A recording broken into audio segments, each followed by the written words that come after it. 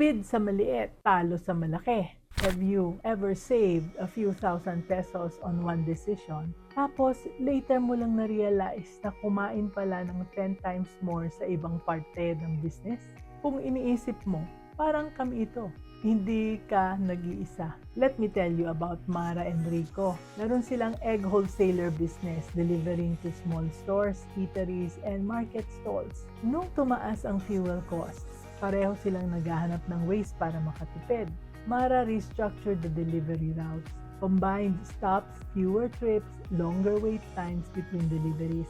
Saves fuel, sabi niya, less running around, more efficient on paper. Si Rico naman gusto ring makatulong, kaya nag-decide na wag na lang mag-hire ng extra delivery helper. Kaya ko naman, sabi niya. Kasama na siya sa deliveries para makatipid sa labor.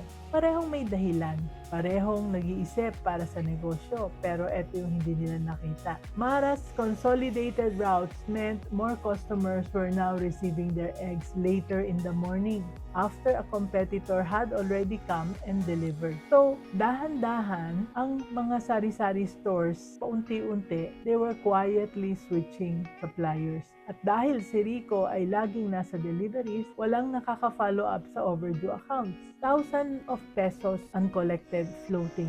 Already 30 days na past due and hindi niya alam dahil busy-busy siya sa kade-deliver. So, yung fuel savings, mga 3,000 to 4,000 per month. Yung uncollected receivables, more than 80,000 pesos na. Pareho silang focus on the smaller numbers that they could not see. Ang hindi nila nakikita ay yung malaking number na dahan-dahan na lumalaki behind them. Ito ang lesson, anak. Sometimes the cost you avoid is much smaller than the revenue you silently lose when you are busy avoiding it. Kaya always remember, let's always be business-minded Pinoy.